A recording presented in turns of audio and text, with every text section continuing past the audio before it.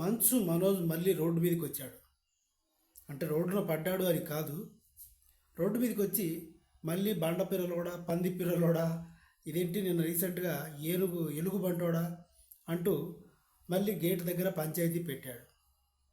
మోహన్ బాబు గారు ఇంట్లోకి రానివ్వకుండా ఫామ్ హౌస్ గేట్లు ఆ రోజు మూసేసినప్పుడు పంది పిర్రలోడా అన్నాడు. ఈరోజు క్యాంపస్లోకి వెళ్ళాడు. తిరుపతిలోని తమ కాలేజీ క్యాంపస్లోకి వెళ్తే అక్కడ సెక్యూరిటీ సిబ్బంది కూడా గేట్లు మూసేశారు. అసలు మనోజ్ వస్తున్నట్టుగా ముందుగా ఎలా తెలిసింది? మనోజ్ చేస్తున్న ఆరోపణలు ఏంటి? మనోజ్ ఫ్యాన్స్ కొంతమంది, బంధువులు కొంతమంది, వాళ్ళ సొంతూరు కాబట్టి పెద్ద పెద్ద కటౌట్లు, బోర్డింగులు, హోర్డింగులు అన్నీ పెట్టారు ఆ రూట్లో.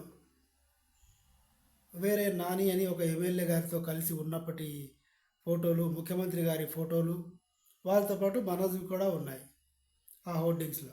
అవన్నీ బకాసం పంతులు గారు పీకేయండ్రా అని చెప్పి పీకేయించారు. బౌన్సర్లని వద్దన్నందుకు ఆర్మీని కూడా దించారు. పెద్ద పెద్ద ఆఫీసర్లు ఉన్నారు, నా మీద లాఠీ చార్జ్ చేస్తా అంటున్నారు. నేను మా నానమ్మకి, మా తాతయ్య గారి సమాధుల దగ్గరికి వెళ్ళి దండం పెట్టుకొని వెళ్ళిపోదామంటే నన్ను ఇలా వేధిస్తున్నారు, ఆపుతున్నారు.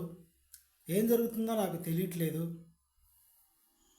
నా జీవితంలో వీళ్ళు ఎందుకు ఇలా చేస్తున్నారో అర్థం కావట్లేదు అంటూ మనోజ్ చేస్తున్న ఆరోపణలు. నిజానికి మనోజ్ ఏం చేశాడనేది మన అందరికీ తెలిసిన విషయమే. ఫుల్గా తాగి ఫామ్ హౌస్ గేట్లు పగలగొట్టి నానా రచ్చ చేశాడు. ఈరోజు ఆ హోర్డింగులు అవన్నీ చూసి ఎవరో ఇన్ఫర్మేషన్ ఇచ్చారు బకాసం పంతులకి.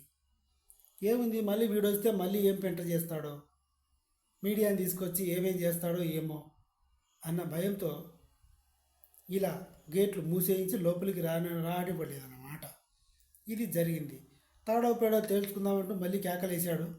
ఓ నెల రోజులు గ్యాప్ ఇచ్చి మళ్ళీ ఏం జరుగుతుందో చెప్తాడు. నా ఎక్స్ప్లెనేషన్ మీకు నచ్చితే ఏం చేయాలో తెలుసు కదా, గుద్దండి సబ్స్క్రైబ్. Thank you.